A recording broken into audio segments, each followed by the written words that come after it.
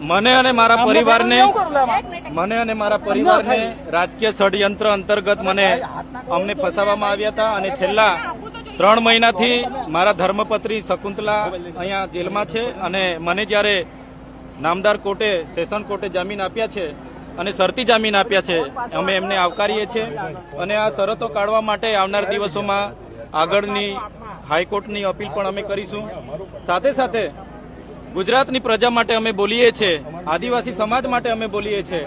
નર્મદાના પૂર વખતે અમે બોલ્યા હતા, આ વિસ્તારોમાં નેશનલ હાઈવે હોય, જીઆઈડીસીઓમાં જે આદિવાસીઓની જમીનો જાય છે એના માટે અમે બોલીએ છીએ, યુવાનો માટે બોલીએ છીએ, શિક્ષિત બેરોજગારો માટે બોલીએ છીએ।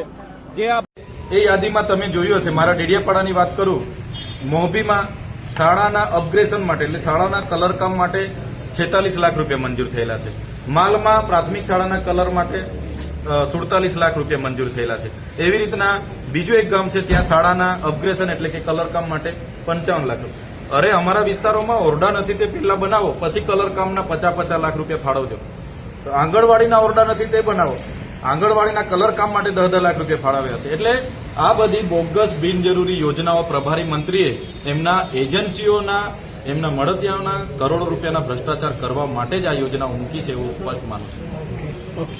ઈમાનદાર અને પોતાની જવાબદારી નિષ્ઠાપૂર્વક કામ કરે છે, પણ અમુક 20% લોકો એવા છે પોલીસમાં, પગાર સરકારનો લે છે અને જમીનોના દલાલો સાથે બેસીને એનું રસ્તો કાઢી આપે, લીજોનું કામ અટકેલું હોય તે કરી આપે, માટી ખોદાવાનું કામ કરે, બુટલેગરો સાથે સેક્શન બાંધે। તમને વાત કરું, ગ્રુપો પણ ચાલે છે મીડિયામાં, તો આ પરિસ્થિતિ નર્મદા પોલીસની છે। અમે કહીએ છીએ ડ્રાઈવ કરો, બુટલેગરોથી શરૂઆત કરી, અમે પણ આવીશું। તમારે ચેકપોસ્ટ બનાવવાની છે તો બોર્ડર પર બનાવો ને, નર્મદા જિલ્લામાં જ્યાં પ્રવેશ છે તમારે ગ્રામ્ય વિસ્તારમાં ચેકપોસ્ટો બનાવવાની શું જરૂર છે? એટલે અમે એસપી સાહેબને ધ્યાન દોર્યું છે, જો નિર્ણય નહીં આવશે તો ચોક્કસ અમે દિન 10 પછી મોટું આંદોલન કેવડિયા ખાતે કાં તો દેમોગરા ખાતે કરીશું। કોઈ પુરાવા આપ્યા છે?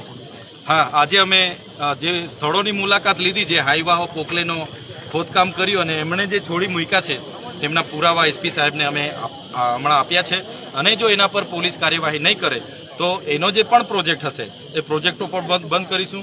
અને કેવડિયામાં એક ગ્રામ